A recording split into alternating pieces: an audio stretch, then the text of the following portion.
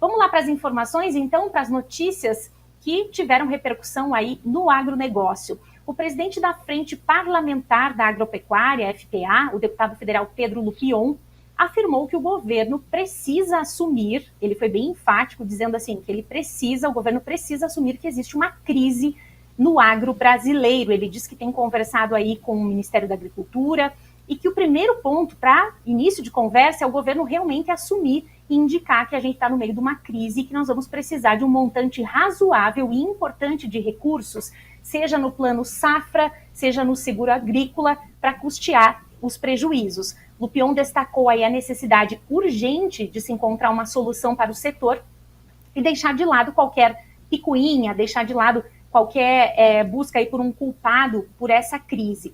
Ainda não é possível estimar o montante que vai ser necessário para a renegociação de dívidas, de prorrogação de financiamento dos produtores rurais, porque a safra de grãos, sobretudo a colheita de soja, ainda está em curso, ainda está em andamento, né? A AproSoja estima aí que a safra brasileira de soja nesse ano, nesse período 23-24, seja de 135 milhões de toneladas, e enquanto isso a Conab fala de um pouco mais de 149 milhões de toneladas. O Lupion acrescentou ainda que os preços dos grãos não estão cobrindo o custo da produção. Agora, Gustavo, junto com essa notícia também teve outras movimentações aí, enquanto isso, né, a CNA começou uma série de reuniões aí regionais para levantar as principais demandas do setor, e o ministro Fávero, ministro da Agricultura, disse que não tem crise no setor. Então a gente quer te ouvir aí esse contexto todo. O que está certo, o que está errado? Juliana, é bem complexa a situação. A gente vem falando aqui permanentemente no Momento Agro, as perdas que estão acontecendo não só na cultura da soja, nas diferentes regiões do Brasil, mas também a cultura do próprio milho na primeira safra, né, que o sul do Brasil teve um desastre de produção. Então isso está impactando diretamente na rentabilidade, fora aquilo tudo, por isso que a gente vem falando sempre, todo dia a gente coloca aqui para acompanhar os preços dos grãos, e todo mundo está vendo aí as perdas que estão acontecendo com as nossas commodities, o derretimento que está acontecendo desses nossos grãos, e existe a preocupação. Eu acredito que o Lupion está fazendo o seu papel, sim, dentro da Frente Parlamentar da Agropecuária. É o papel dele como membro principal da frente levar isso para o Congresso, está levando essas reivindicações também para o Executivo, né? Nós precisamos saber que existe sim uma crise, nós estamos num processo de crise sim no Brasil, pelas perdas que aconteceram, e até porque a gente vem falando, né, muito bem sobre esse tema, né? Vamos pegar a cultura da soja. Né? Nós não podemos colocar como culpado simplesmente que o preço está baixo. Né? Isso é uma conjuntura de fatores, que não é o governo que é o culpado, obviamente, né? Não é o produtor, né? Tem uma questão climática também envolvida, mas todos os entes precisam estar preocupados e agir de acordo com as necessidades que se tem, e o governo tem o papel realmente de regulamentar um pouco e fazer um balanço nessas condições. Né? Então, cabe o governo poder estar remobilizando a questão de recursos, principalmente aqueles recursos que eram para pagamento esse ano, fazer um alongamento, né?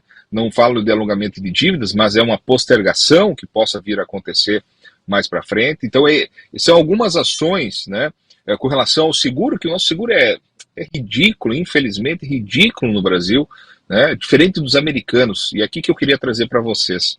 A gente precisa se basear e comparar com algum país desenvolvido.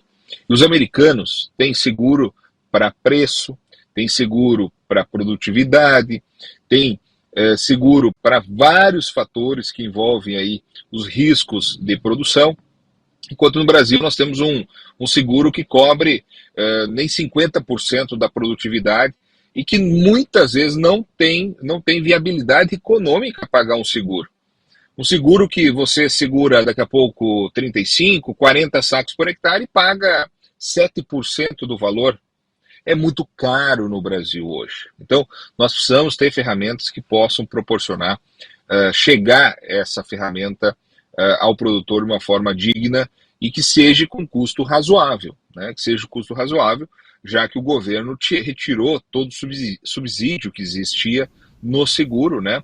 Até um tempo atrás existia subsídios, começou com 70%, veio para 50%, 30%, 20% e acabou não existindo mais no ano passado esse subsídio. Então, essa é uma das reivindicações que se coloca, o governo tem que pensar e repensar, né, sobre essa situação. Agora, o governo dizer que não tem crise, então, daqui a pouco, espere um pouquinho que os números vão mostrar mais claramente se vocês estão cegos, né, porque a situação está realmente numa condição muito ruim ao produtor de grãos hoje, de forma geral, né, aos produtores devido aos preços mais baixos.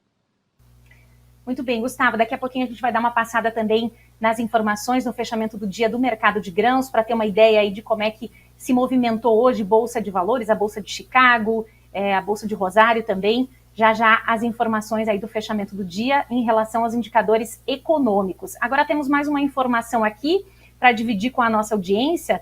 Nos últimos 5 anos, o mercado brasileiro de biopesticidas registrou um crescimento anual composto de 45%, enquanto o mercado de defensivos agrícolas convencionais cresceu 6% no mesmo período. Os biopesticidas são defensivos derivados aí de organismos naturais, como insetos, fungos, bactérias e outros.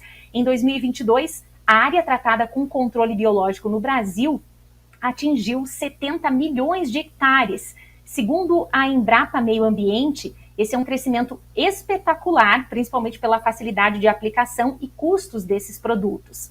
Agora, em 2011, o Brasil tinha, para ter uma ideia, né, comparativa aqui, em 2011 o Brasil tinha 26 produtos registrados. Em 2023, esse número pulou para um portfólio aí de 616 produtos.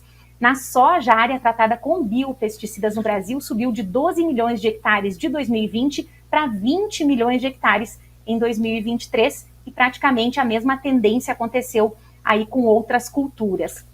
Gustavo, a gente sabe que nem todo mundo conhece, né, os biopesticidas, as vantagens desse tipo de produto. Eu gostaria que você explicasse para a gente um pouquinho mais. Muito bem, Juliana. É importante a gente trazer esse tema aí, né? Saiu essa notícia hoje, até para trazer um pouco de números, né, sobre o uso dos biodefensivos.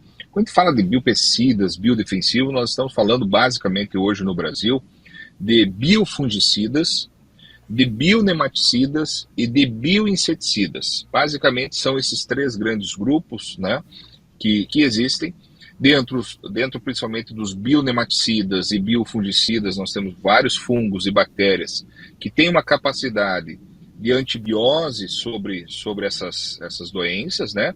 Antibiose quer dizer matar aquele ser vivo, ou tem fatores de antagonismo ou de competição que impedem o desenvolvimento, que impedem a reprodução, que tem algum efeito deletério para esse tipo de doença. A mesma coisa acontece com os bioinseticidas, e bioinseticida não é nada novo para nós, né?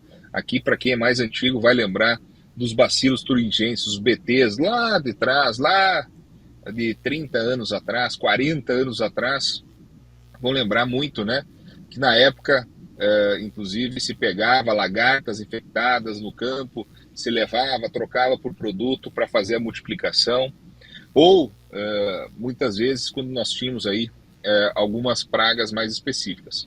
E hoje nós temos uma série, né, não é só o Bacillus subtilis, que é uma bactéria que controla lagarta. Nós temos muitos fungos que têm a capacidade de controlar pragas, né?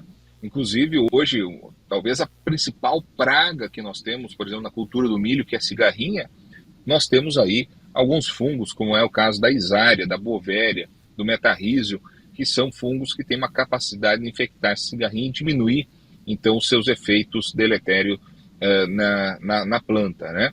Então, a gente vê que a gente está acontecendo uma mudança, né? Você trouxe um número, Juliano, importante na cultura da soja, que praticamente as últimas 4 safras, né, 3 para 4 safras, nós quase dobramos a área de aplicação desses produtos na cultura da soja. E isso nós vamos continuar tendo, né? Isso se deve muito às perdas de eficiência dos produtos químicos, né? E além disso, nós precisamos estar trabalhando com novos compostos, né? Novos ingredientes ativos, nesse caso que não causam doenças, que não causam fitotoxicidade, que não causam toxicidade ao aplicador, a gente conseguir fazer complementações desses controles e serem ferramentas aí extraordinárias. Uma das coisas que eu costumo comentar, inclusive, nós não temos, por exemplo, um fungicida químico que tenha um bom controle de doenças de solo. Mas nós temos bons biofungicidas que controlam algumas doenças de solo. Nós não temos bons nematicidas químicos para serem trabalhados, mas nós temos bons bionematicidas que hoje estão sendo utilizados, nós estamos vendo muito bom controle.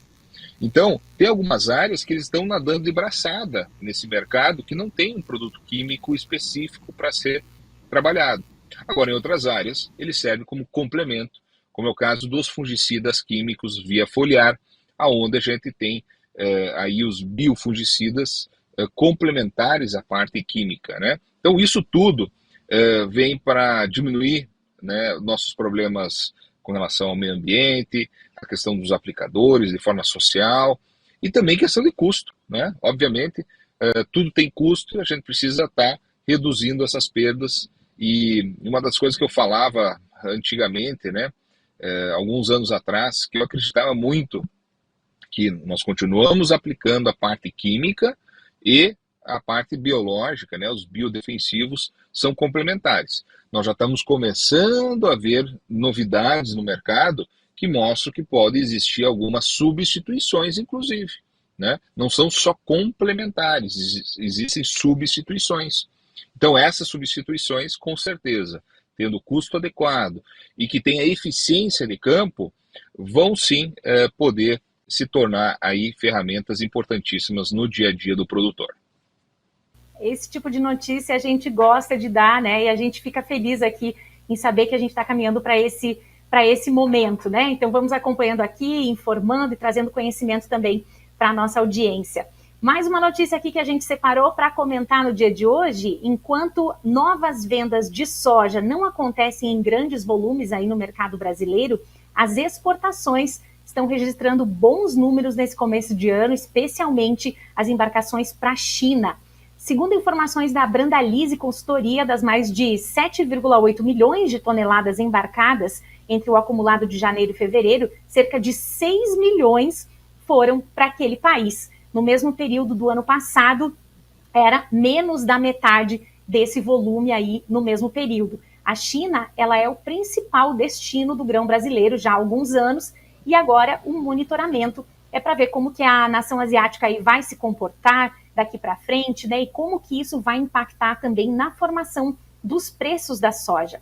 Uma curiosidade aqui, ó, somente em 2023, as exportações brasileiras de soja subiram 29%, enquanto as americanas caíram 14% em relação ao ano anterior. Juntos, os dois países respondem por 80% das vendas de soja no planeta, enquanto a China sozinha compra 60% da soja do mundo todo. Gustavo, os chineses se empolgaram aí, né? Já nesse começo de ano já compraram mais do que o dobro do que no mesmo período do ano passado, né? Por que será? Esse número surpreende um pouco, né? Até porque existe uma especulação com relação à demanda chinesa de grão, né? Então, está se mostrando aí uma condição de exportação em maior quantidade, né? Obviamente, o Brasil também vem de duas grandes safras, no ano passado produzindo 155 milhões de toneladas. A soja desse ano, que possivelmente deva ficar entre 145 e 150 milhões de toneladas, mesmo que fique 134 milhões de toneladas, como a ProSoja coloca, que eu não acredito nesse número, pelas mudanças que aconteceram de clima nessas últimas semanas e mais de mês também, isso faz com que a gente tenha uma superprodução, né? Uma superprodução, e a Argentina vindo com uma produção agora também. Então, nós temos muita soja, infelizmente, quando nós vamos falar dos preços, não são os melhores preços, mas tem uma mudança em relação a preço de ontem para hoje que é importante colocarmos depois. A gente já vai voltar com ele aqui para ele concluir o raciocínio. Enquanto isso, a gente vai seguindo com as notícias, com as informações aqui do Momento Agro. Olha só, seguindo nessas informações a respeito, indústrias no centro-oeste e no norte do Brasil estão começando a usar o sorgo como matéria-prima na produção de biocombustíveis e também coprodutos. Olha só, o grupo Impasa anunciou investimento de bilhões de reais em sua nova indústria de Hidrolândia, Grosso, e diz que vai receber o sorgo granífero para a fabricação de etanol, e isso tudo a partir agora do segundo semestre de ainda. No ano passado, o IBGE considerou o sorgo granífero como atividade agrícola que mais avançou se comparado a 2022.